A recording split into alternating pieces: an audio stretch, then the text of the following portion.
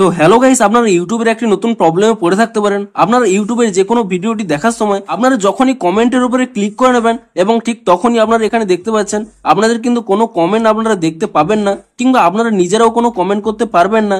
এখানে একটি popup show করবে, অ্যান এরর অকার্ড, রিট্রাই।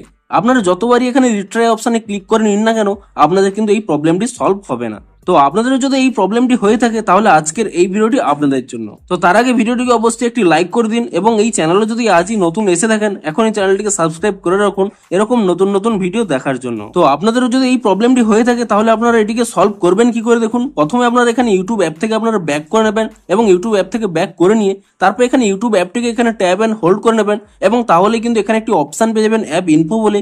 আপনি সেই অ্যাপ ইনফো অপশনে ক্লিক করে নেবেন এবং তারপর এখানে নিচের দিকে স্ক্রল করে নিলে এখানে একটি অপশন পেয়ে যাবেন স্টোরেজ ইউজেস বলে। আপনি সেই অপশনে ক্লিক করে নেবেন এবং তারপর এখানে ক্লিয়ার ক্যাচ অপশনে ক্লিক করে নিয়ে প্রথমে এটির ক্যাচ ফাইলটি ক্লিয়ার করে নেবেন এবং তারপর এখানে ক্লিয়ার ডাটা অপশনে ক্লিক করে নিয়ে তারপরে কিন্তু এখানে ডিলিট অপশনে ক্লিক করে নেবেন এবং এখানে কিন্তু ক্লিয়ার ডাটাটি করে নেবেন। তবে আপনাদের যদি ইউটিউবের অনেক কিছু ডাউনলোড করা থাকে তাহলে কিন্তু আপনারা এটি নাও করতে পারেন, কারণ এটি ডিলিট করলে আপনাদের সেই ডাউনলোড গুলোও কিন্তু ডিলিট হয়ে যাবে, কিন্তু অন্য কোনো সমস্যা হবে না, আপনাদের আইডি কিন্তু কোনো ডিলিট হবে না। তো তারপরে আপনারা কি করবেন, এখান থেকে ব্যাক করে নেবেন এবং তারপর এখানে প্লে স্টোর অ্যাপটিকে ওপেন করে নেবেন এবং প্লে স্টোর অ্যাপটিকে ওপেন করে নিয়ে আপনি তারপরে সার্চ করে নেবেন ইউটিউব বলে এবং ইউটিউব বলে সার্চ করে নেওয়ার পরে আপনি এখানে চেক করবেন যে ইউটিউবের কোনো নতুন আপডেট এসেছে নাকি। যদি ইউটিউবের কোনো এখানে নতুন আপডেট এসে থাকে আপনারা কিন্তু তৎক্ষণাৎ এখানে কিন্তু নতুন ভার্সনে আপডেট করে নেবেন এবং আপডেটটি করে নেওয়ার পরে তারপরে কি করবেন, আপনারা তারপরে এখান থেকে ব্যাক করে নেবেন। তারপরে আপনারা এখানে মোবাইলের সেটিংসটি ওপেন করে নেবেন এবং তারপরে এখানে একটি অপশন পেয়ে যাবেন কানেকশন এন্ড শেয়ারিং বলে।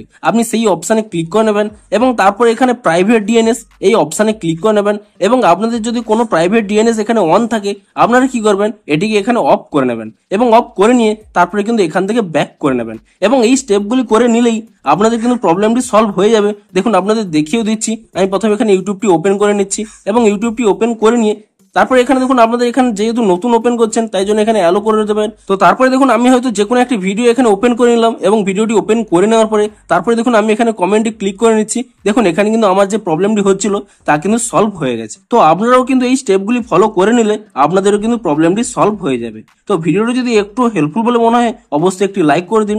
দেখা হচ্ছে আরো কোনো নতুন ভিডিওর সাথে। Thanks for watching.